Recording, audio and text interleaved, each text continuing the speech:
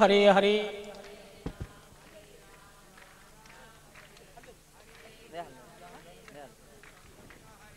हरे राम राम राम हरे हरे.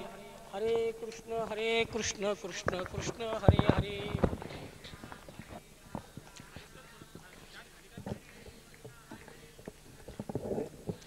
पुंडलीक वरदा हरी विठ्ठल श्री ज्ञानदेव तुकाराम.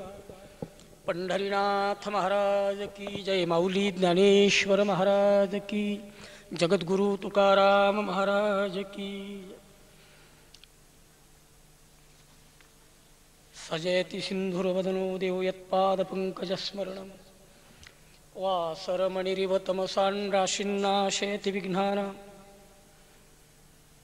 महायोगपीठे तटे भीमरथ्यां वरं पुण्डरीकाय दातुं मुनि समागत्य तिष्ठन्ति मानन्दकन्दं परब्रह्मलिङ्गं भजे पाण्डुरङ्गम्. पंढरीनाथ महाराज की.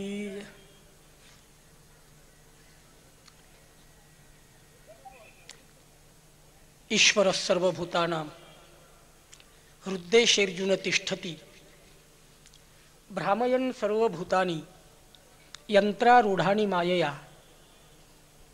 जे जे भेटे भूत ते ते मानिजे भगवंत. हा भक्तियोग निश्चित जाण माझा. मोठी कठीण परिस्थिती माझ्यावर आली आहे. ते सत्यपाल महाराज यायला वेळ आहे आणि मग मधला काळ श्रोत्यांच्या पुढे काय करायचं.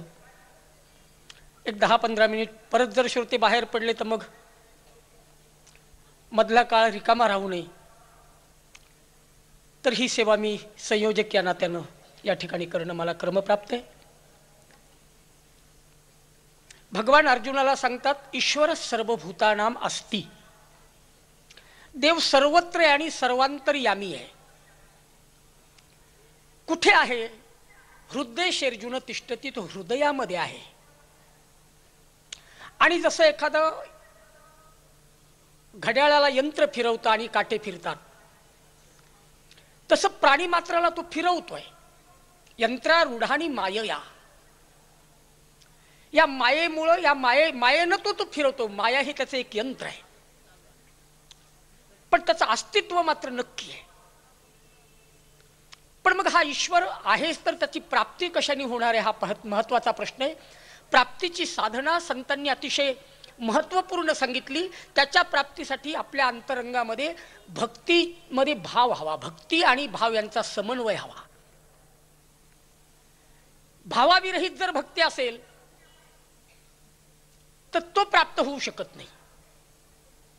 आपल्याकडे भाव श्रद्धा प्रेम विश्वास निष्ठा हे सगळे समानार्थी शब्द आहेत. त्याच्यात काही फरक नाहीये. श्रद्धा म्हणजे भाव, भाव म्हणजे श्रद्धा, विश्वास म्हणजे श्रद्धा, विश्वास म्हणजे प्रेम, निष्ठा म्हणजे भाव, भाव म्हणजे निष्ठा. हे सगळे एकाच अर्थी शब्द आहेत. मग एवढी भक्ती करूनही तो का प्राप्त होत नाही. त्याचं पहिलं उत्तर आहे की भावाचा अभाव. आणि भावाचा अभाव असेल तर भगवंताचा प्रभाव प्रत्ययाला येत नाही. आज भावाचा अभाव ही सगळ्यात दुर्मिळ गोष्ट आहे. जगामध्ये कोट्यावधीनं लोक पंढरपूरच्या यात्रेला जातात.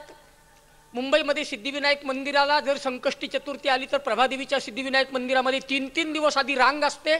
3 दिवस आधी चतुर्थीच्या. गिरी बालाजीला तेवढीच आलोट गर्दी आहे. शिर्डीच्या साईबाबाला तेवढी आलोट गर्दी आहे. माझ्या पुढे एक छोटासा प्रश्न असा पडतो की इतकी भक्ती करणारे लोक या जगामध्ये असून देखील खून कमी झालेले नाही, दरोडे कमी झालेले नाही, बलात्कार कमी झालेले नाही, अत्याचार कमी झालेले नाही, दुर्वर्तन कमी झालेलं नाही, जगामधला दुराचार संपलेला नाहीये. त्याचं कारण एकच आहे. मग ही भक्ती करून देखील माणसं भक्तासारखं का नाही वागत किंवा भक्ती कशासाठी करतो याचं जोपर्यंत प्रयोजन माणसाच्या जवळ नाही तोपर्यंत त्या भक्तीला तरी काय अर्थ आहे. आणि ही भक्ती करून त्यांना भगवंत मिळतो का. भक्तीची जर फलश्रुती बघितली ना माणसाच्या दृष्टीनं तर संसारातली किंवा ऐहिक वस्तू मला प्राप्त व्हावी, संसारातली जी न्यूनता आहे जी कमतरता आहे ती मला प्राप्त व्हावी. मग देव नाही मिळाला तरी चालेल. आपला चेहरा स्वच्छ झाला पाहिजे. देवाशी धर्माशी कीर्तनाशी कथेशी फारसा काही संबंध नाही त्याचा. त्यामुळे भक्ती करून देखील माणसाच्या अंतरंगातले विकार नाही संपत. आणि पांडुरंगाला विकार नाहीत आवडत. एक वाक्य नीट आहे का, आपण जाणकार श्रोते, कदाचित पांडुरंगाच्याही मनात होतं की मी काहीतरी या ठिकाणी बोलावं, म्हणून अशी वेळ परमेश्वरानं निर्माण केली. बरं, बोलायला काय हरकत नाही, तुम्ही माझे मी तुमचाच न, परत आपणच आपल्या माणसापुढे काय बोलायचा हा प्रश्न येतो. विकार भगवंताला नाही आवडत. वाक्य असं आहे, विकाराचे विटाळ टाळून जे टाळ वाजवले जातात तेच टाळ विटेवरल्या विठ्ठलाला आवडतात. आणि असे टाळ वाजवणाऱ्याची तो विठ्ठल जन्म मरणातून टाळाटाळ करतो. ट ट ट ट प्रास आहे हा. परत एकदा वाक्य ऐका. विकार, विनोबा भावे फार छान म्हणाले, विकाराचे विटाळ टाळून जे टाळ वाजवले जातात तेच टाळ विटेवरल्या विठ्ठलाला आवडतात. आणि असे टाळ वाजवणाऱ्याची तो विठ्ठल जन्म मरणातून टाळाटाळ करतो. मग जोपर्यंत मुंगीनं मिठाचा खडा घेऊन तोंडामध्ये, मुंगीनं तोंडात मिठाचा खडा घेऊन ती साखरेच्या राशीवरून जरी हिंडून आली आणि तिला विचारलं की बाई साखर कशी आहे, ती अनुभूती सांगेल साखर खारट आहे. साखर खारट नव्हती, तिच्या तोंडातला खडा मिठाचा होता. तसं विकार घेऊन आणि विषय घेऊन जर आपण भगवंताच्या दारामध्ये गेलो तर भगवंताच्या परमभक्तीचा आनंद आपल्याला नाही मिळणार. नाही मिळणार. नाईक बोंनी मोठं छान सांगितलं, मनाची शते ऐकता दोष जाते ही फलश्रुती आहे, मती मंदते साधना योग्य होती ही फलश्रुती आहे. पण हे श्रवण कोणत्या भावनेतून करतो? श्रवण केल्याचे फळ क्रिया पालटे तात्काळ वर्णन केलंय संतांनी. श्रवणाचं फळ काय? क्रिया पालटे तात्काळ.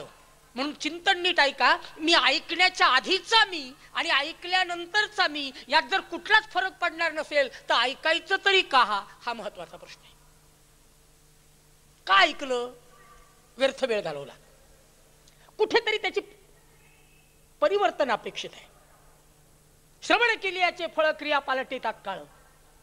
मग ऐकून प्रेमाचे उमाळे, प्रेमाची आगतिकता माझ्या मनामध्ये निर्माण व्हावी. कृष्णाचं चिंतन ऐकून गोपिका वेड्या झाल्या. त्या कृष्ण नामामध्ये गोपिका, भागवतकार वर्णन करतात की कृष्ण नामात देहभान विसरल्या त्या. त्याच्या विरहित, त्याच्याशिवाय आता त्यांना काहीच नको वाटायला लागलं. चंदनाचे चोळी माझे सर्व अंग जाळी. चंदनासारखं शीतल असणारा पदार्थ, शीतल असणारी वस्तू ती जाळायला लागली. काय करायचं त्या चंदनाला? कान्होवन माळी वेगी भेटवा, फक्त मला काना पाहिजे, बाकी काही नको. ही आगतिकता, हे प्रेम.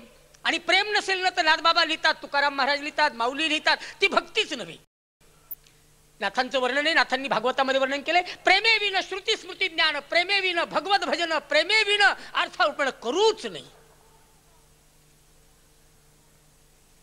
प्रेमाविन भजन, नाकाविन मूर्ती, अर्थाविन नाथांचा अभंग आहे, हरिपाठ नाथांचा. प्रेम पाहिजे. मग तुम्ही म्हणाल प्रेमाशिवाय भाव नाही, भावाशिवाय प्रेम नाही, तर प्रेमाची व्याख्या तरी काय, भावाची व्याख्या तरी काय? भक्ती रसायन सिंधुकारांनी भावाची व्याख्या मोठी छान केली आहे. भक्ती रसायन सिंधुकार असं म्हणतात की माझ्या पूर्ण शरीरामध्ये अष्टसात्विक भाव जागृत होणं, रुचिभिश्चित्तमा शून्य कृदसौ भाव उच्यते.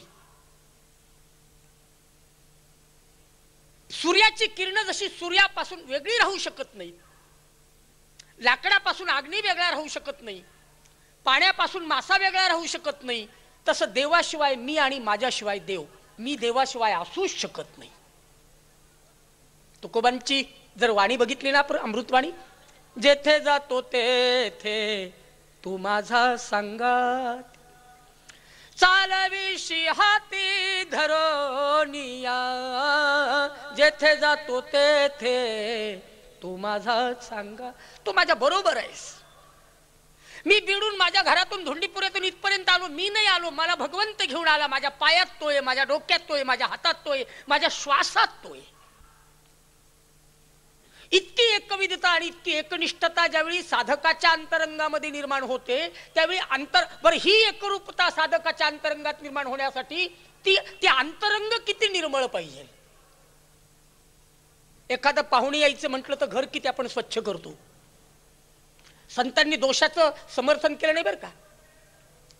संत दोष काढण्यासाठी तर हे सगळं साहित्य आहे, सगळं भांडार आहे.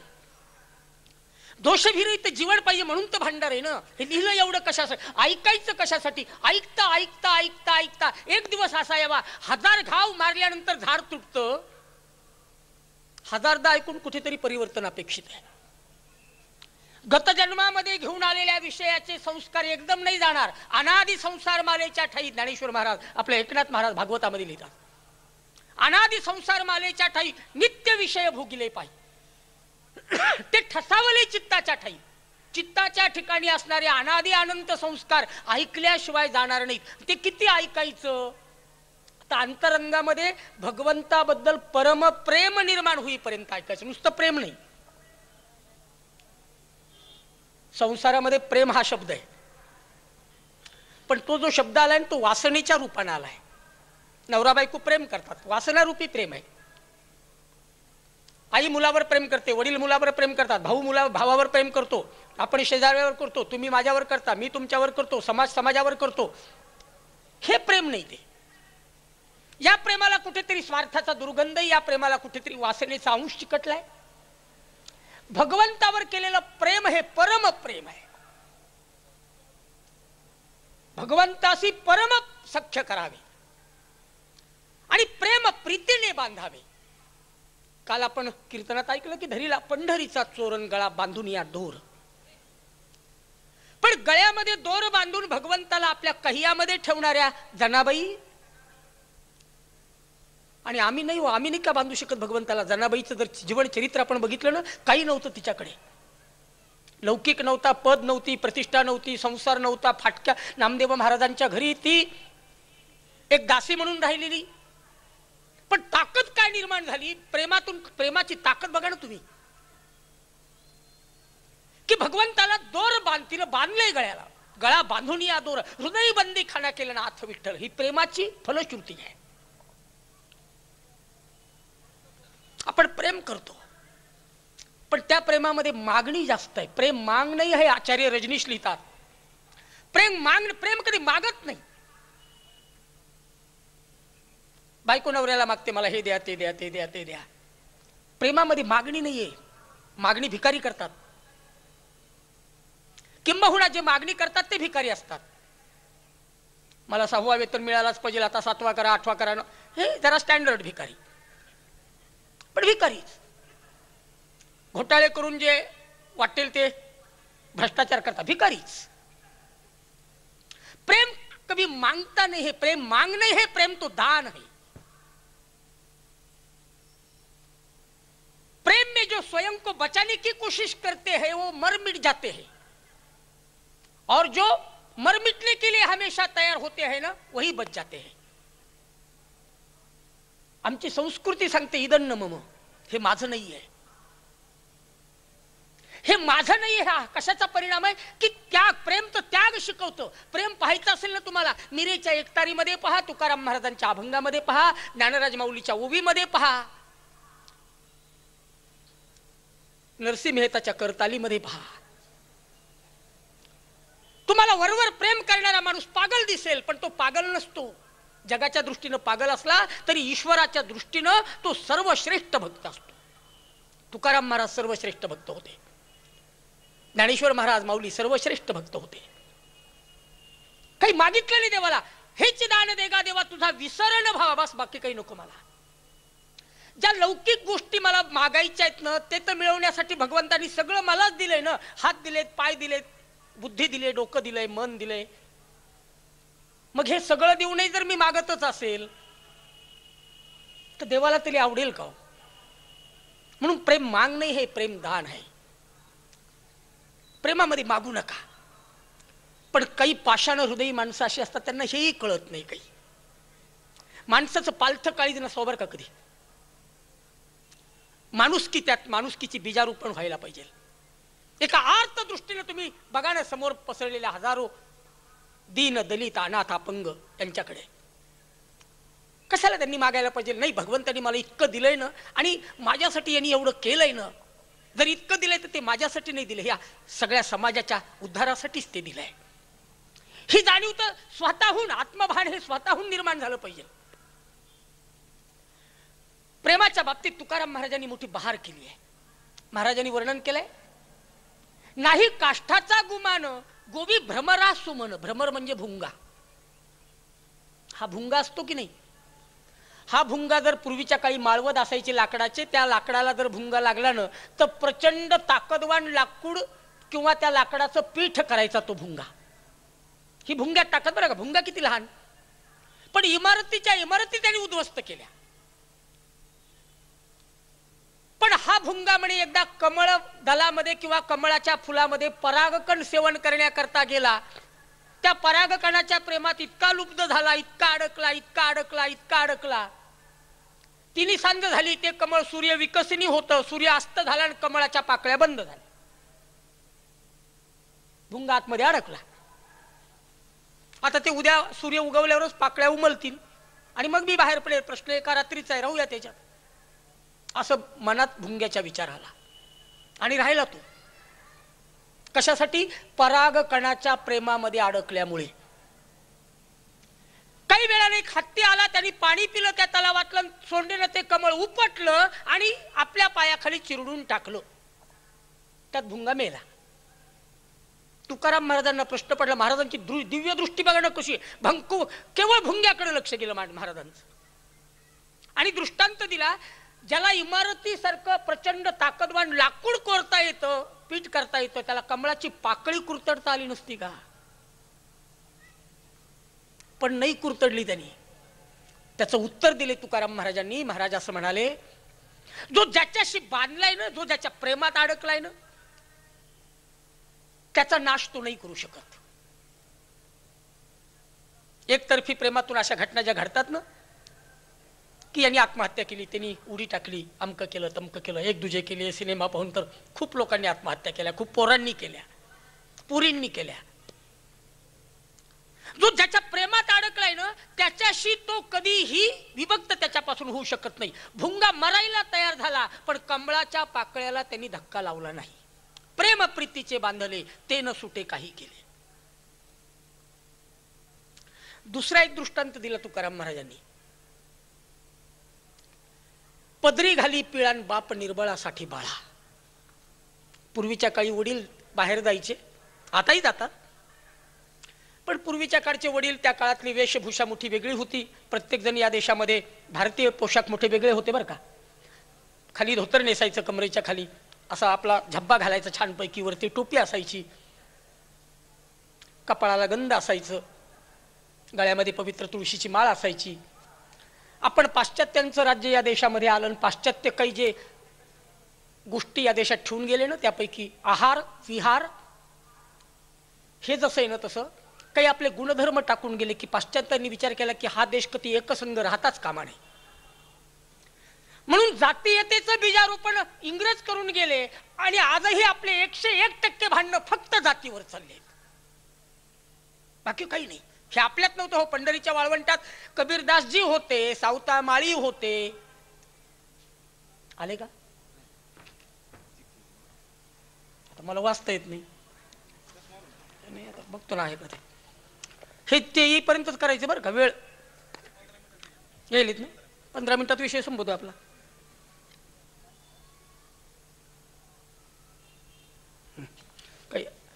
काय सांगत होतो? जातीयतेची बीज रोवली त्यांनी आणि ती इतकी मस्तकात बसली आहेत आपल्या. पंढरीच्या वाळवंटात सावता माळी होते, गोरोबा काका होते, चोखोबा सारखे चोख व्यवहार करणारे होते, ज्ञानेश्वर महाराजांसारखे होते. 18 प्रगट जातीचे संत एकत्रित येऊन राष्ट्रीय एकात्मतेचा गोपाळ काला वाळवंटामध्ये केला. कोणाही जीवाचा न घडो मत्सर, वर्म सर्वेश्वर. मत्सराची बीज काढून टाका, प्रेमाने एकमेकाशी, हा संदेश संतांचा आहे. मला आपल्या पुढे बोलू द्या.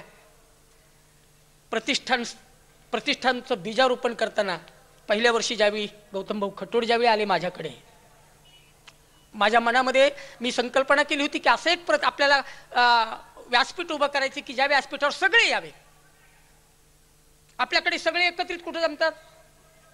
हॉटेलमध्ये. सगळ्या जातीचे लोक एकत्रित बसून, पण परमार्थात सगळे एकत्र नाहीये. याद्या बघितल्या ना आपण, पॉम्पलेट बघितले ना, सगळे कार्यक्रम जातीयतेवर आहेत. फक्त एकत्र येण्याचं ठिकाण म्हणजे धाबा, बाकी नाही कुठं. मग तिथे ब्राह्मणही शेजारी दारू पितात. नको ते अभक्ष, मी या गादीवर बोलत नाही, मला नाही जमत ते, माझी काही प्रतिष्ठा आहे, मला काही उंची आहे. अभक्ष भक्षण करतात, आपेय पान करतात, बाई बाटली सगळ्या नंगनाचा ते हरव, सगळे एकत्रित येऊ. दुराचारासाठी आपण एकत्रित येतो, सदाचारासाठी येऊ नये. एक साधू होते आणि त्यांच्याकडे काही लोक गेले गावातले. ते म्हणाले, आपल्याला या गावामध्ये एक सार्वजनिक मंदिर बांधायचंय, आम्ही चंदा जमा केलाय, पैसा जमा केलाय, बांधा म्हणले. पण म्हणले प्रश्न आमचा असा आहे की मूर्ती कुणाची बसवावी. त्या साधूने सांगितलं, सध्या राम हा विषय फार मोठा गहन आहे, निकालही रामाकडून लागलाय, रामाची मूर्ती बसवा, ते होईल तेव्हा होईल मंदिर. आज आपल्या गावात ते मंदिर करा. रामाची मूर्ती बसवली. आता काय हरकत आहे. विचार काय होता या साधूंच्या जवळ जाताना या लोकांचा, गावकऱ्यांचा, सगळे लोक एकत्रित आले पाहिजे. रामाची मूर्ती बसवली, पण गावामध्ये असे दोन पार्ट्या होत्या, काही कृष्ण भक्त होते, ते म्हणले राम आहे ना तिथं, आपल्याला नाही जायचं. राम भक्त आले पण कृष्ण भक्त नाही आले. पुन्हा या सगळ्या लोकांनी, 10-5 लोकांनी, ट्रस्टींनी जाऊन साधूंना विचारलं की राम भक्त यायला लागले पण कृष्ण भक्त नको म्हणतायत. माझी भूमिका सांगतोय बरं का तुम्हाला, प्रतिष्ठान तयार, व्यासपीठ चालवतानाची काय. म्हणले मग असं करा ना, कृष्ण भक्त जास्त आहेत ना गावात, रामाची मूर्ती काढून टाका, कृष्णाची बसवा. कृष्णाची बसवली, रामाची बाजूला ठेवून दिली. आता कृष्ण भक्त यायला लागले, राम भक्त नाही. मग दोन्ही काढल्या, महादेवाची बसवली, शंभो हर हर, पण महादेव भक्त यायला लागले, शिव संप्रदायाचे यायला लागले, विष्णू संप्रदायाचे नाही. पांडुरंगाची बसवली, विष्णू भक्त आले, शिवभक्त नाही. शेवटी चिडून गेले गावातले लोक, काही करोड रुपये जमा केले, मंदिर बांधले, पण गाव काही एकत्रित येणं, काय करावं. साधूनं शेवटी सल्ला दिला, गाव एकत्रित आलं पाहिजे का तुम्हाला. लोक म्हणाले हो. म्हणले मग सगळं काढून टाका, आता देवच बसू नका, या मंदिरामध्ये हॉटेल तयार करा. का लोकांची टेंडन्सी अशी झाली, मानसिकता, हॉटेलमध्ये खायचं, हॉस्टेलमध्ये राहायचं, हॉस्पिटलमध्ये मरायचं. व्यासपीठ तयार करताना सगळेच प्रकार जे आहेत, कलेतले, साहित्यातले, कीर्तनातले, अगदी सगळे, ते सगळ्यांच्या पुढे ठेवायची ही एकात्मता. आणि उदंड 3 वर्ष तर खूप प्रतिसाद बीडमध्ये मिळाला. 2-3 वर्ष तर खूपच छान गेले ना. आपण जितके कार्यक्रम राबवता येतील या निमित्तानं आपण ते राबवायचा प्रयत्न केला. दरवर्षी एक वेगळे कलाकार. आपल्याला याचं आउटपुट काही वाटत नसेल, पण बाहेर हे सगळे जे लोक असतात ना, इथं म्हणजे सांगणारे, प्रबोधन करणारे, हे देश हिंडत असतात बरं का. आपल्या महाराष्ट्राच्या नकाशावर बीडचं नाव आलं याच्यामुळे सुद्धा, यामुळे सुद्धा बरं का. या प्रतिष्ठानावर आम्ही जातो, बीडमध्ये असा कार्यक्रम होतो, बाकीच्यामुळे आले असेल, माझा असा दावा नाही की याच्याचमुळे आलो, पण एक सांस्कृतिक असा पर्व या ठिकाणी सुरू करायचा हा हेतू होता. आणि तो हेतू फलद्रूप होतोय, हा एक महत्वाचा जमेचा भाग आहे. लोकांच्या चर्चा खूप असतात, भरतभरनं काहीतरी गौतम खटूंनी 2-4 बंगले दिले असतील म्हणतात लोक.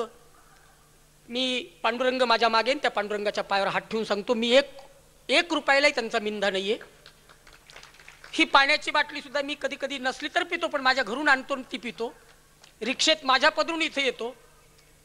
ही स्वार्थता माझ्या मनात जन्मभर राहा. मी इथं काय होतं, माझं गाव आहे हो, बाहेर मी करत नाही, ते इथं कसा करेल. हे मी गाव म्हणून केलंय, प्रतिष्ठान म्हणून ते म्हणून असलं काही नाही माझ्या मनात. की एक सद्विचार, एक चांगला विचार करणारा जागृत व्यासपीठ असावा. आणि त्या व्यासपीठाहून संत, मग कोणी करतन काय करतन याला महत्व नाहीये, पण याचा परिणाम लोकांच्या काही कानावर जातोय. गौतम भाऊ नेहमी सांगतात, 50,000 लोक याचा लाभ घेतात टीव्हीच्या माध्यमातून, या केबलच्या माध्यमातून. ही फलश्रुती नाही का हो? ही फलश्रुती आहे. चांगल्या विचारांची, संत विचाराचा नंदादीप जर सतत तेवत ठेवला ना, तर उद्याचा काळोख खूप मोठा आहे. आणि त्या काळोखामध्ये एवढ्यासा नंदादीप माझ्यापुरता तर रस्ता मला नक्की दाखवेल.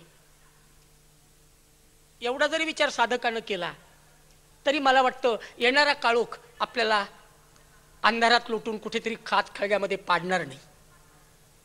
जीवन तुम्ही बघा ना, रोजचा दिवस येतोय तो किती भयानक आहे.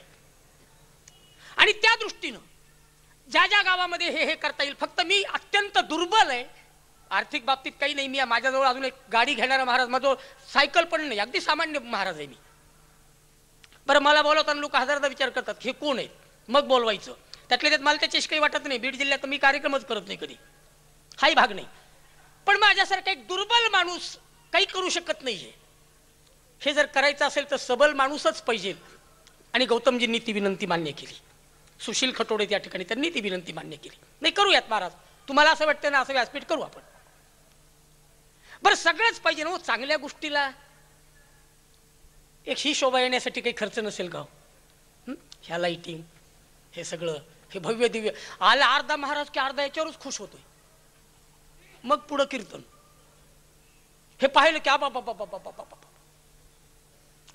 बरं, आपण लग्नात करतो की नाही खाजगी आपल्या घरच्या, मग भगवंताचे उत्सव सुद्धा अशाच थाटामध्ये संपन्न भक्तांनी करावे. म्हणून कुठे त्याच्यात आम्ही कुठली कमतरता नाही ठेवत. त्याच्यात आमची एक आमच्याकडे तडजोड नाही कुठे. हे पाहिजे ते पाहिजेच. आणि आजच्या दृष्टीने गेली 7व्या वर्षात हा पदार्पण करतोय महोत्सव.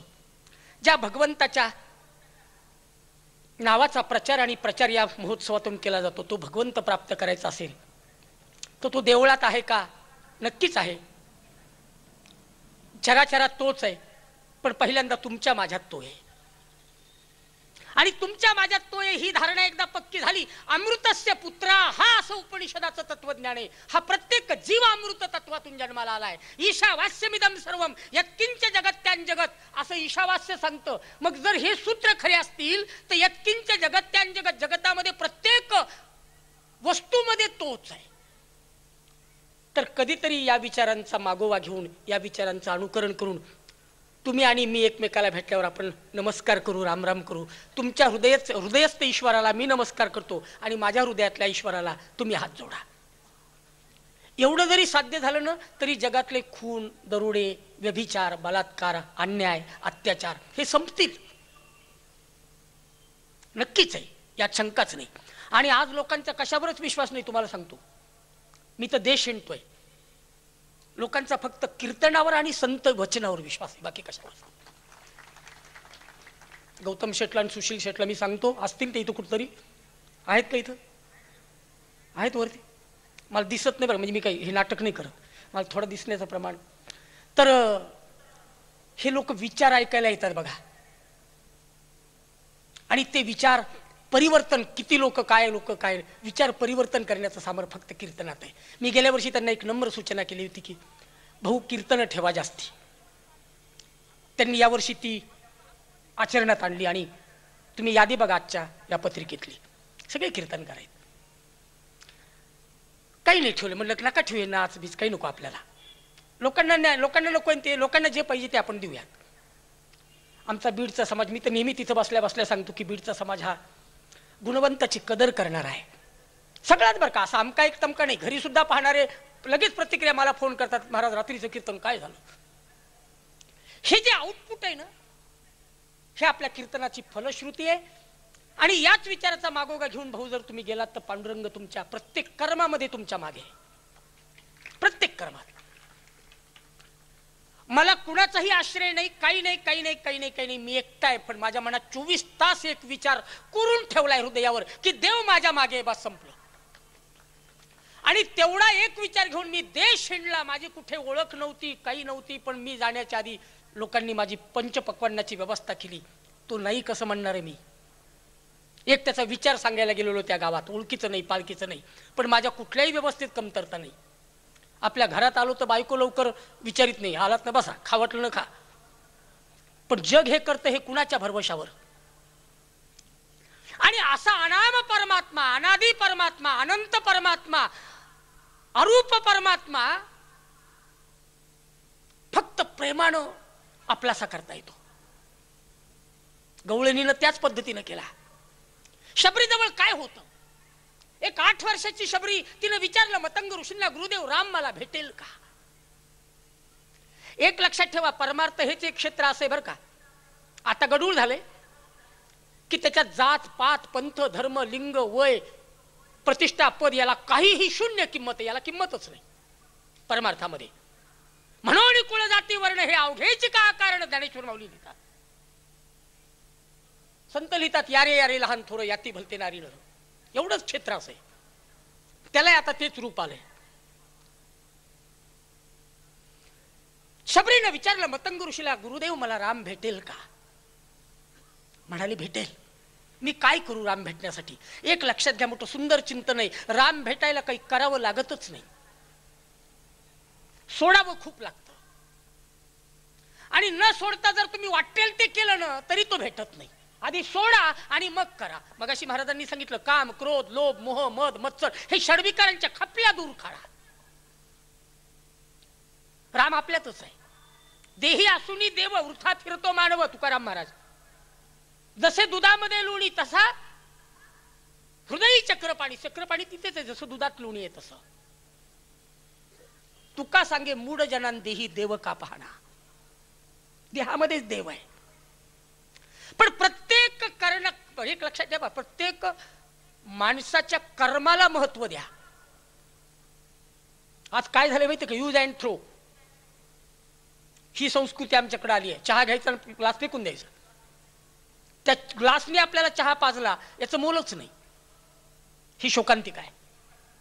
आणि यूज अँड थ्रो, वापरा आणि फेकून द्या, यांनी या देशाच्या संस्कृतीमध्ये विकृती निर्माण झाली. घरामध्ये बायको मुलगा हे आपणच जन्मभर ज्यांच्यासाठी हाडाची काढ करतो ते आपल्या विरोधात का जातात? थोडं आत्मचिंतन केलं ना तर आपल्याला त्यांच्या कर्माचं मोल वाटतच नाही. पूर्वीच्या काही लोक घरात जेवायचे आणि बहिर्देशाला बाहेर जायचे. बहिर्देशा म्हणजे तुम्हाला कळालं असेल. आता बहिर्देशाला घरात येतात आणि जेवायला धाब्यावर जातात. म्हणजे अजून ग्राम्य भाषेत बोलतो, संडासला घरात येतात आणि जेवायला धाब्यावर जातात. पूर्वी संडासला बाहेर जायचे आणि जेवायला घरात यायचे. किती उलटले बघा तुम्ही. चक्र कसं उलट फिरलंय. पत्नीच्याही कर्माचं कौतुक करा, कामाचं कौतुक करा, मुलाच्या कामाचं कौतुक करा. ज्यांनी ज्यांनी योगदान दिले ना त्याला काही वाटणार. तुमच्या काही मुठभर मास नाही, पण त्याला जी कृतज्ञता वाटेल ना ती कृतज्ञता संपली आज. म्हणजे प्रेम संपलंय. Use and throw. अध्यात्मामध्ये हे नाही चालत. तुकाराम महाराज म्हणतात, चाले हे शरीर कोणाचे असत्तेत, कोण बोलवितो हरिविन. किती कृतज्ञता आहे हो. देखावी ऐकावी एक नारायण, तयाचे भजन चुकू नको. त्यांनीच मला पाहिला, त्यांनीच मला आता या ठिकाणी 15 मिनिट संधी दिली, त्यांनीच. अशी परिस्थिती का निर्माण होणे? सगळे तिन्हीचे तिन्ही महाराज आमच्या बरोबर 5लाच हजर असतात. आज एक महाराज उशिरा कसे? हा प्रत्येक कर्माच्या मागे ईश्वराचा काहीतरी संकेत आहे. हे मला तुम्हाला सांगायचे, बाकी काही नाही. या जगातल्या सगळ्या घटना ज्या घडतात त्या त्याच्याच कृपेनं घडतात. मग त्या वाईट असल्या तरी आणि चांगल्या असल्या तरीही देव करतो ते प्रत्येक गोष्ट चांगल्यासाठी करतो. दुर्बुद्धी त्यांनी मला दिली, तीही त्याच्या पाठीमागे देवाची काहीतरी कारण मीमांसा आहे म्हणूनच दिली. नारदांनी 6 मुलं मारायला लावली कंसाला, काही कारण नव्हतं. त्याचं कारण एक होतं की याच्या पापाचा घडा लवकरात लवकर भरेल आणि हा तरच मारण्याच्या लायक ठरेल. घागर भरली की उलटणं हा जसा निसर्ग नियम आहे. म्हणून मला कधी कुठल्या गोष्टीचा विधिनिषेध वाटत नाही. असं काय या प्रश्नाचं उत्तर मी कुणालाच विचारत नाही. मी देवाला विचारतो, बस तुझी योजना आहे ना ती उत्तम आहे. हा माझ्याशी असं का वागतो याची योजना त्याला नक्की माहिती की आता याचं काहीतरी वाटोळं करायचंय, मग तो बरोबर तसं करणार. प्रत्येक घटनेच्या मागे परमेश्वराची काहीतरी संकेत आहे.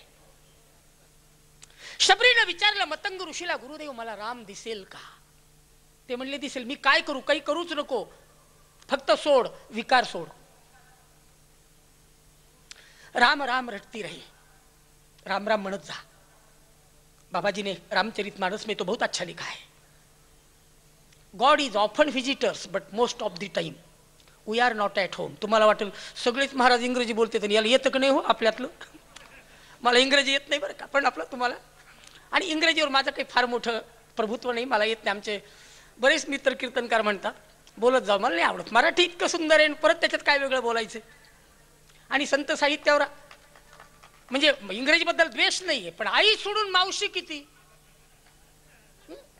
आई जास्त, आईला महत्व नाही. मावशीला, मावशीचा उदो उदो हे कोणी सांगल? आईला वृद्धाश्रमात आणि मावशीला तिच्या, असं नाही चालणार. आईवरही प्रेम करा आणि मावशीवरही करा. इंग्रजी मावशी आमची. शबरीने विचारलं राम भेटेल का? राम राम रटती रही तू राम राम म्हण. आणि लग्न मंडपातून पलायन केलेली पळालेली शबरी मतंग ऋषींच्या आश्रमाजवळ आली. तमसा नदीच्या तीरावर एक आश्रम बांधला. बघा किती निसंग जीवन जगत होती. तिला आश्रम बांधला काटक्या जमा करून. भूक लागली तर कंदमुळं फळं खावेत, तहान लागली तर नदीवर जाऊन पाणी प्यावं हातानं ओंजळीनं. पाणी प्यायला भांडही तिनं घरात ठेवलं नाही. केवढं निष्काम जीवन होतं. झोप लागली तर अंथरायला काही नव्हतं. आम्हाला प्रवचनाला गादी लागते ही अशी मस्त मऊ. झोप लागली तर अंथरायला काही नव्हतं, पांघरायला काही नव्हतं. हिरवळीच्या गालीच्यावर आकाशाचं पांघरून घेऊन शबरी शांत झोपायची. हिरवळीच्या गालीच्यावर आकाशाचं पांघरून घ्यायची, शांत झोपायची. पण उठलं की मुखातून राम राम राम राम राम. शबरी राममय झाली. आपल्याला वाटलं काळ माळ घातली, काल पंढरपूरला जाऊन माळ घातली की उद्याच्याला लगेच मला नोकरी लागावी. आपण माळेचा संदर्भ नोकरीशी जोडतो.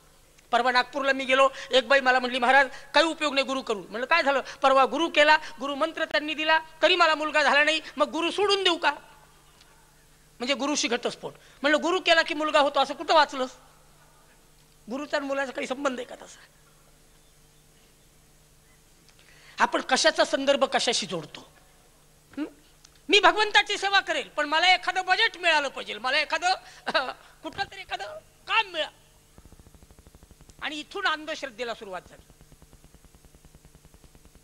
की मी करतोय देवाचं काम म्हणजे याच्यातून काहीतरी होणार.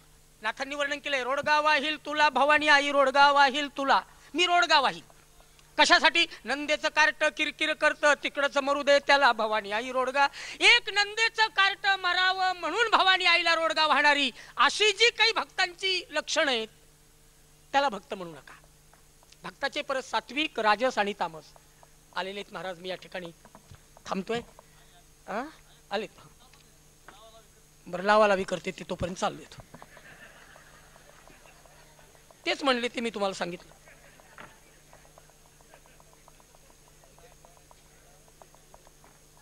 लावा लावी चालेल, 5 मिनिट घेतो साहेब बरं का. रोडगा वाहील तुला भवानी आई, रोडगा वाहील तुला. खूप लांबून आले तो. मी आता परत तिथं खाली सगळे सत्ताल महाराज तुम्हाला धन्यवाद देतो बरं का. तुम्हाला श्रम झाले, पण तुम्ही यावे ही आमच्या बीडकरांची इच्छा होती. लांबून प्रवास करून आलायत. कलाकाराचं जीवन किती वाईट असतं बघा ना. आलं की चहा नाही, पाणी नाही, फ्रेश नाही, आलं की बसावं लागतं. हे मलाही अनुभव आहे बरं का. गेलं की उभं राहायचं कीर्तनाला. तुम्ही किती थकला त्या लोकांच्या दृष्टीने महत्व नसतं, तुमचं कीर्तन चांगलं झालं पाहिजे. म्हणजे ते सगळं श्रम विसरून हे कलाकाराचं एक आतलं जीवन असतं. तर तुम्ही खूप श्रमाने आलात, मी तुम्हाला धन्यवाद देतो. थोडी विश्रांती घ्या 1-2 मिनिटाची. आमचे रसिक सगळे आपल्यासाठी आतुर आहेत. ज्या गाडगेबाबांनी ग्रामगीतेतून मानवी जीवन मूल्यांचा उपदेश केला तोच आता आपल्याला ऐकायचा आहे. प्रतिपाद्य विषय असा की शबरी राममय झाली, परिसर राममय झाला. वाहणाऱ्या वाऱ्यातून, उडणाऱ्या भुंग्यातून, सळसळणाऱ्या पाण्यातून, खळखळणाऱ्या झऱ्यातून राम राम राम शब्द ऐकू येऊ लागला. वाल्या कुळी जिथं तप करीत होते त्या वारुळातून राम राम शब्द येऊ लागले. इतकी साधना जोपर्यंत होत नाही ना तोपर्यंत देवावर प्रेम नाही केलं जात. देव हाच विषय असावा लागतो. तुकोबा लिहितात, विषय येतो त्यांचा झाला नारायण. नावडे जन धन माता, त्याला काही आवडत नाही दुसरं. मग अशा भक्ताला देव लाथाडून कधी दूर जात नाही बघा. उपेक्षी कदा रामदासाभिमानी. अशा भक्ताची कधी उपेक्षा नाही करत देव. नीट ऐका. तर मग तो भक्ताला जवळच घेतो. काय होतं गजेंद्राकडे, काय होतं शबरीकडे, काय होतं सुदाम्याकडे, काय होतं द्रौपदीकडे? काही नव्हतं या लोकांकडे. हो, फक्त प्रेम. पदरी घाली पिळा बाप निर्बळासाठी बाळा. तुकोबांनी दुसरा दृष्टांत दिला. लहान मुलगा वडील बाहेर निघाले तर लहान मुलगा मागे लागला, बाबा मी पण तुमच्या बरोबर येणार. पूर्वीच्या काळातले वडील धोतर नेसायचे. आता आपण पाश्चात्य संस्कृतीनं आपला पेहराव बदलला. पायात बुट, त्याच्यावर पॅन्ट, त्याच्यावर शर्ट, त्याच्यावर कोट, मिशीला चाट, डोक्याला हॅट, सगळा ड्रेस अप टू डेट, चालण्याची आईट, पुढं होतं खेळाचं सालपट, त्याच्यावर पाय पडला नीट, सगळं काय आपलं पाश्चात्य झालं.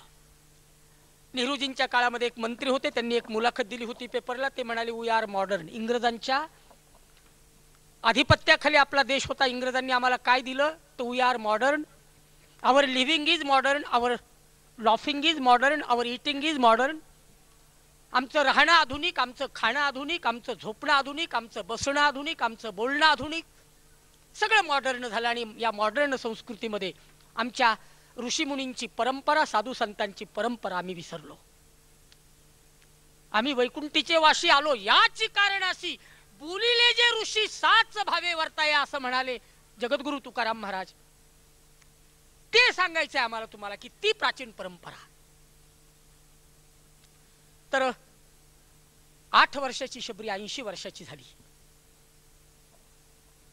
आणि एक दिवस भगवान श्रीराम सीतान्वेषण करण्याकरता, सीतेचा शोध घेण्याकरता लंकेकडे जात असताना रामाच्या कानावर शबरीची वार्ता कळाली. रोज करायची, आज राम येईल, उद्या राम येईल, आज राम येईल, उद्या राम येईल. बोरं आणायची, कंदमुळं फळं आणायची, एका द्रोणामध्ये ठेवायची. राम येत नव्हते, दुसऱ्या दिवशी टाकून द्यायची. बघायची देवाला देताना चांगलंच द्यावं म्हणून ते चाखून बघायची. आणि राम ज्यावेळी सीतान्वेषणाकरता चालले त्यावेळी तिला त्यांना कळालं की शबरी नावाचे एक भक्त इथं राहते. एक लक्षात ठेवा, अशी भक्ती करा की तुम्हाला आता देवाकडे जायची गरज नाही, देव तुमच्याकडे यावा. अशी भक्ती करा. पुंडलिक पांडुरंगाकडे नाही गेला, पांडुरंग आले तरी वीट फेकून दिली. आणि मग संतांनी वर्णन केलं, ऐसा कैसा तू रे धीट, आणि मागे भिरकावली वीट. का रे पुंड्या मातलासी, काय माजलास आणि उभे केले विठ्ठलासी. काय वर्णन केले तुकोबांनी. अशी भक्ती करा, देव तुमच्यापर्यंत आले पाहिजेत. द्रौपदीपर्यंत भगवान आले, गजेंद्रापर्यंत भगवान आले. भागवतामध्ये मोठं सुंदर चिंतन केलंय. द्रौपदीकडे भगवान आले, गजेंद्राकडे भगवान आले, गजेंद्र भगवंताकडे नाही गेला. शबरीकडे देव आले, शबरी देवाकडे नाही गेली. आपण देवाकडे जातो, देव आपल्याकडे येतच नाहीये. या प्रतिष्ठांची फलश्रुती अशी व्हावी की ऐकता ऐकता ऐकता एखादा तरी, आपला जिल्हा तर संतांचा जिल्हा आहे. या जिल्ह्यात अनेक संत आहेत. आमचे वैकुंठवासी भगवान बाबा, वैकुंठवासी वामन भाऊ, वैकुंठवासी नेकनूरचे महाराज स्वामी महाराज, जोग महाराज, ज्ञानेश्वर माऊली उत्तरेश्वर पिंपरीचे, किती संत आहेत या संतांच्या जिल्ह्यामध्ये. म्हणून मला आपल्या पुढे प्रामाणिक सांगू दे की कीर्तन महोत्सव म्हणल्यानंतर किंवा कीर्तन बीडमध्ये म्हणल्यानंतर, बीडमध्ये कधी कमानी रस्त्यावरच्या खाली होतच नाही. त्या रस्त्यावर कायम असतात काहीतरी सांस्कृतिक काम बीडमध्ये सातत्याने. आणि त्यामुळे आपला जिल्हा आणि आपल्या जिल्ह्याचा बिहार होणं शक्य नाही. आपल्या जिल्ह्याचा कुठेही असा गौरव येणार नाही, कारण या जिल्ह्यामध्ये अनेक संतांचा पदस्पर्श तर नुसता नाही, पदस्पर्श नाही म्हणत मी, पण अनेक जिल्ह्यांना जन्म देणारा हा संत आहे. त्या संताच्या मातीतले आपण भक्त आहोत. तर हे सातत्यानं टिकावं. आपण त्या सगळ्या कार्यक्रमाचा लाभ घ्यावा. आपण खूप वंदनीय आहात, श्रेष्ठ आहात. तुम्ही किती महान, मी किती लहान. फक्त वेळ साजरी करायची म्हणून मला काही विषय डोक्यात नाहीच ना. विषय डोक्यात तिथला होता माझ्या, पण मग बोललोय तर काहीतरी उभा राहिल्यावर तुमच्या पुढे सांगितलं पाहिजे. ते मला म्हणले होते यावर्षी की एकदा एक कीर्तन टाकू का, टाका का. नाही, ठीक आहे ना, काय कीर्तन 12 महिने तेच करतो ना आपण, मग परत इथं कशाला ती अपेक्षा. इथं एक काम मी स्वीकारले निष्कामपणे, तेवढंच ते पार पाडायचं. मला होईल तोपर्यंत. आता माझी तब्येतही मला साथ देत नाही. मला परवा डॉक्टर तात्यासाहेब लहानेंनी माझं ऑपरेशन मुंबईमध्ये केलं, मोतीबिंदूचं. मी इथे त्यांना बोललो होतो, ते म्हणले इथं कशाला करता, तुम्हाला स्पेशल VIP पद्धतीने मी, पांडुरंग कसा उभा असतो आपल्या मागे, तर VIP पद्धतीनं स्वतंत्र खुली देऊन डॉक्टर माझ्या उशाला थांबून मला डोळ्याचा जरा प्रमाण दिसण्याचं कमी होतं ते दूर केलं. थोडासा कुठल्याही बीडमध्ये दवाखान्यात गेलं तर डॉक्टर साहेब मला कोणतेही बरं का, असं अमकेच एक नाही म्हणत मी, कुणाच्याही जाऊ द्या, पण नाही महाराज आहेत, अजून देवाची काय कृपा असावी, तत्परतेनं मला माझी सेवा देतात.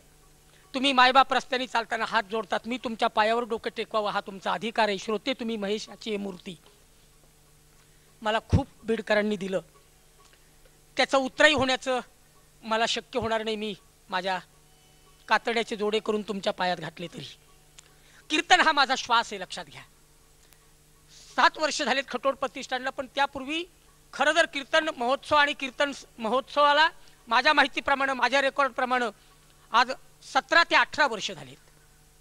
आमच्या आगळेसरीत असतील, चपळगावकरीत असतील, बरेचसे आमचे सानप साहेबीत असतील. यापूर्वीचे उत्सव आपण देवळात घ्यायचो, एवढाच फरक होता. आणि आता आपण मंडपामध्ये घेतो, हा एवढा फरक झाला. आणि पहिल्यांदा आपल्याकडे कीर्तनकार दुसरे आले पाहिजेत आणि हे विचारांचं या ठिकाणी संक्रमण झालं पाहिजे. हा एक त्यातला हेतू होता. त्या उत्सवाची उद्या सांगता आहे आणि ती सांगता उद्या आपल्या सगळ्यांनी, मी काल मगाशी बोललो की यासाठी केला होता. अट्टहास शेवटचा दिवस गोड व्हावा. आपण मोठं सहकार्य आम्हाला दिलं, प्रतिष्ठानला दिलं. प्रतिष्ठान, गौतम भाऊ, मी, आमचे सुशील भाऊ, आम्ही माध्यम आहेत बरं का, निमित्त आहे. हे तीन मला नाही असं म्हणणं माझ्या कक्षेत नाही बसत. ते करता करविता भगवंत आहे, तो ते करून घेतोय, एवढीच आमची धारणा आहे सगळ्यांची. गौतम भाऊची सुद्धा हीच धारणा आहे, माझी सुद्धा हीच धारणा आहे, सुशीलजी सुद्धा हीच धारणा आहे माझी. तर तुम्हीच हे सगळं करून घेताय आणि फक्त त्याच्यात कुणीतरी निमित्त मात्र असावा म्हणून हे काम केलं जातंय. तुम्हा श्रोत्यांना उद्याची फलश्रुती, उद्या मला बोलायला मिळेल का नाही मला माहीत नाही. बोला म्हणल्याशिवाय मी बोलत नाही आणि प्रत्येक गोष्टीत वर या म्हणल्याशिवाय येत नाही. तर मी आजच माझं मनोगत बोलतो की तुम्हा सगळ्यांना या 10 दिवसाचं 11 दिवसाचं फल भगवंत काय देवतो, सर्वेत्र सुखीनः सन्तु, सर्वे सन्तु निरामयाः. तुमचं आयुष्य, तुमचं उरलेलं आयुष्य दीर्घायुष्य हो आणि आयुरारोग्य प्राप्त हो, तुम्हाला खूप वैभव प्राप्त हो, तुम्ही सुखात राहो. तुमचे सगळे दुःख, तुमच्या सगळ्या अडचणी, तुमच्या सगळ्या विवंचना, तुमचं सगळं आत्ताचे जे प्रश्न आहेत ते सगळे परमेश्वराने या 11 दिवसामध्ये तुम्ही जे ऐकले ना ते सगळे संपून जावोत आणि तुमचं जीवन सर्वार्थानं सुखी करावं एवढी इच्छा मी आज व्यक्त करतो माझ्या श्रोत्यांची. आणि आम्ही हे सगळे गौण आहेत, पण ज्या श्रोत्यांनी 3 वर्षापूर्वी आणि गेली 7 वर्ष जो उदंड प्रतिसाद झाला त्यांना मी पाय अगदी जोडून, हात जोडून साष्टांग दंडवत घालतो. तुम्ही पांडुरंग म्हणून नमस्कार करतो. पुंडलिक वरदा श्री ज्ञानदेव पंढरीनाथ महाराज की. विठ्ठल विठ्ठल विठ्ठल.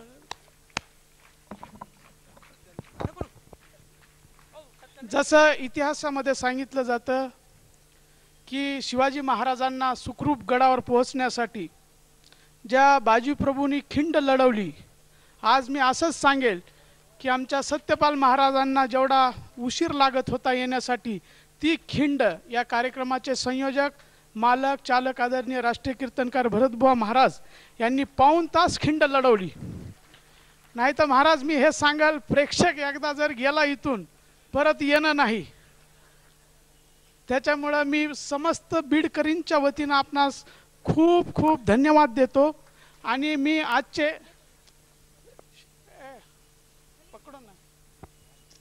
आजचे जे कीर्तनकार आहेत, खंजेरी भजनकार आदरणीय सत्यपाल महाराज यांना मी विनंती करेल की आमचे संयोजक, ज्यांनी आपलं या कार्यक्रमासाठी पूर्ण योगदान, ज्यांची प्रेरणा, ज्यांनी याचं चांगली रचना केली गेल्या 8 कार्यक्रमाला, ते आमचे राष्ट्रीय कीर्तनकार भरतबुवा रामदासी यांना मी व्यासपीठावर निमंत्रित करतो आणि समस्त बीडकरांच्या वतीनं आपण हा सत्कार स्वीकारावा अशी मी विनंती करतो. एक प्रवचनकार म्हणून आज तुम्ही आमचा हा सत्कार स्वीकारावा अशी मी विनंती करतो. मी नितीन चितलांगे यांना सुद्धा विनंती करतो की आपणही व्यासपीठावर यावं आणि महाराजांचं स्वागत करावं.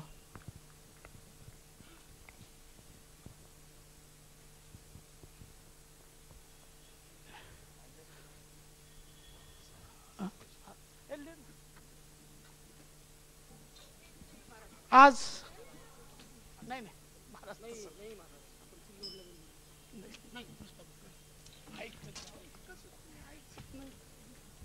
चांगलं थोडं फोटो येईल असं.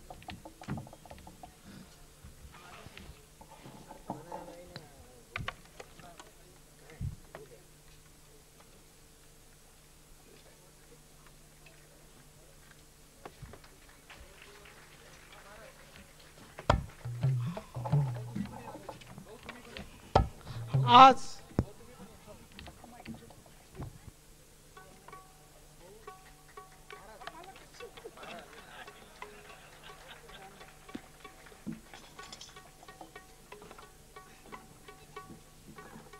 आपल्या या कीर्तन महोत्सवामध्ये पुण्याचे ज्येष्ठ उद्योगपती तसं त्यांची ओळख उद्योगपती म्हणून नाही, परंतु ज्यांनी गोरक्षणासाठी आपला शेवटचा श्वास पूर्ण अर्पण करण्याची त्यांनी जी इच्छा प्रकट केली होती, स्टार माझावर मी त्यांना पाहिलं होतं. आदरणीय आपल्या ह्या बीड जिल्ह्याचे सुपुत्र माणिकशेठ दुगड आमच्या विनंतीला मान देऊन इथं या बीड शहरामध्ये आज आलेले आहेत. बंधूंनो, स्टार माझानी त्यांची क्लिपिंग दाखवली होती. 400-450 गायी त्यांच्याकडे आहेत. ते आपले बीडचेच भूमिपुत्र आहेत. मी त्यांना या व्यासपीठावर निमंत्रित करतो की आपण समस्त बीडकरांच्या वतीनं आमचा छोटासा सत्कार आपण स्वीकारावा. आदरणीय माणिकचंदजी साहेब दुगड.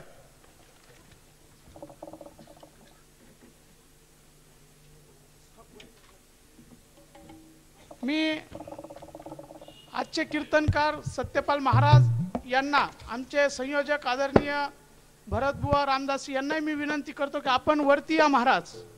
अक्षरशः आज आपल्याला भगवंतांचं स्वागत करायला मिळणार आहेत. खूप मोठे उद्योगपती आहेत. कितीतरी त्यांनी प्रतिष्ठान मंदिरं स्थापन केलेली आहेत पुण्याच्या परिसरामध्ये.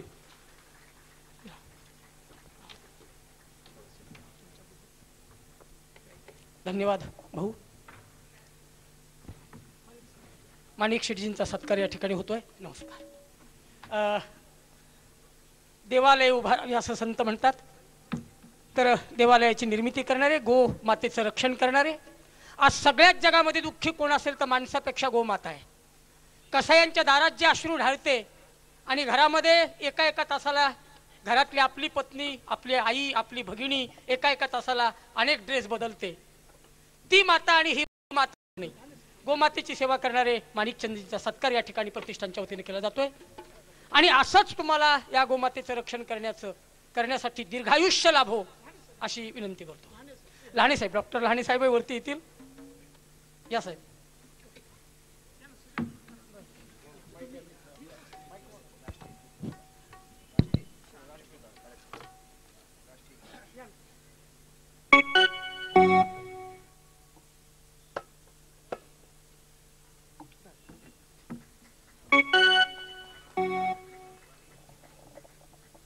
Hello hello.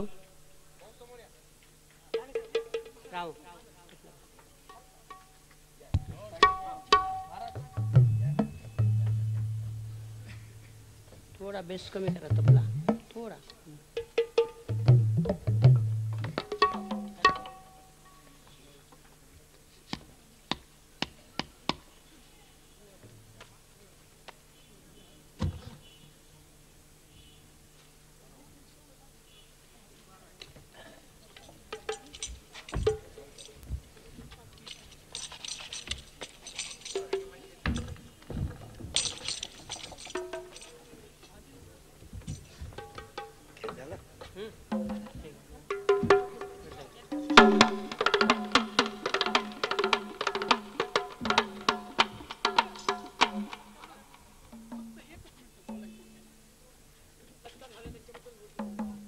Hello hello.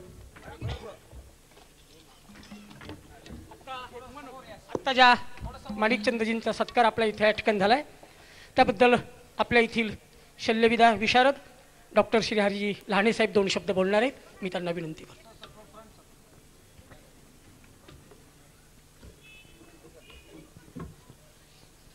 स्वर्गीय झुंबरलालजी खटोड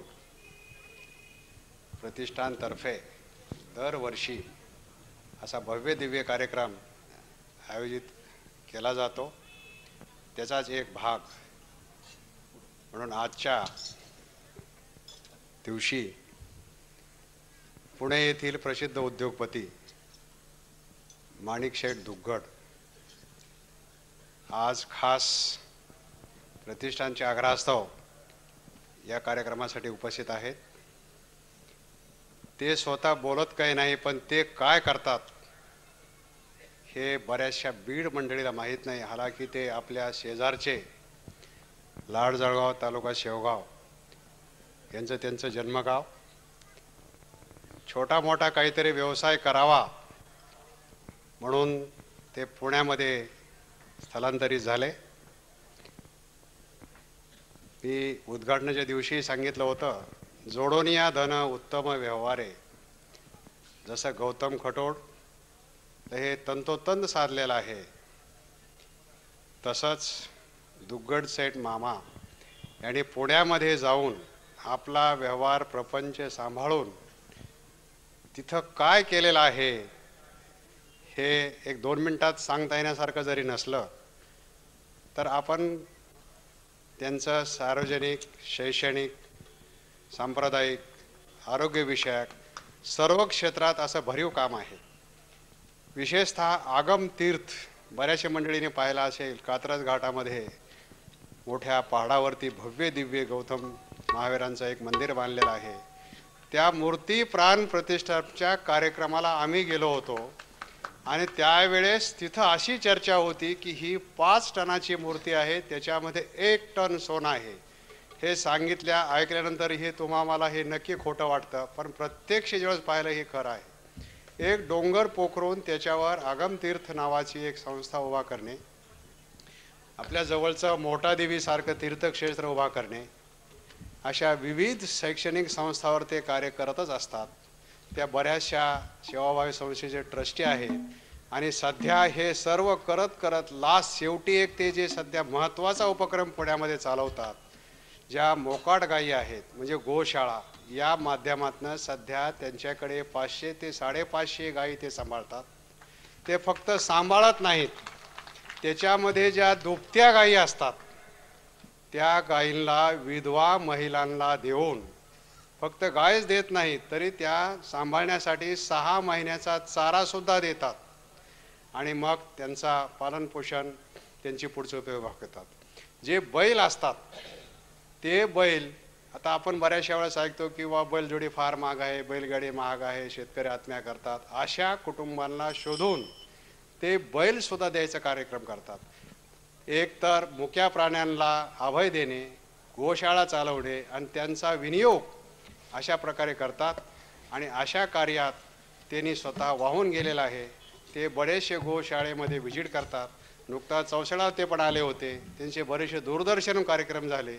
त्याच्यापैकी कुठला तरी कार्यक्रम गौतम खटोडने पाहिला आणि त्यांना असं वाटलं किंवा एवढा मोठा काम करणारा माणूस तो आपल्या जवळचा आहे आणि त्यांना बोलवायला काही हरकत नाही. ते शक्यतो दूरचा प्रवास टाळतात, पण गौतम खटोडच्या विनंतीला मान देऊन ते आपल्यात उपस्थित आहेत. ते फक्त त्यांचे एक भाचे सुरेश शेठ नहार लकी फर्निचर या नावाने चालतात, त्यांच्या आग्रहास्तवर आपल्या उपस्थित झाले. एवढा मोठा भव्यदिव्य कार्यक्रम भरतबुवा रामदासी यांच्या कुशल नेतृत्वाशिवाय पार पडू शकत नाही. कारण कार्यक्रम घेणे, पाहुणे ठरवणे, वेळेत नियोजन करणे, त्यांना आणले, त्यांचा पोच करणे, कार्यक्रम करून घेणे, कोण काय म्हणतं याच्याशी न परवा बाळगता हे व्यवस्थित पार पडतात. आजचे खंजीर वादक हे सगळ्यांना परिचित आहेत. साधारणतः 14 वर्षापूर्वी त्यांचा पहिला प्रयोग हे बीडमध्ये भगवान प्रतिष्ठानावर आपण केला होता. त्याच्यानंतर 1-2 वेळेस ते इथे येऊन गेले, भेटी झाली, पण आज जवळून त्यांचा कार्यक्रम पाहण्याची संधी दुग्गड शेठ मामा यांच्या माध्यमातून गौतम खटोडच्या योगाने साध्य झाली. थोडक्यात मामाबद्दल मी शब्द बोललो, आपला वेळ घेतला. आपल्यामध्ये खंजीर वादक आणि आपल्या जास्त दोरावर न साधता मी माझे 2 संपतो. धन्यवाद.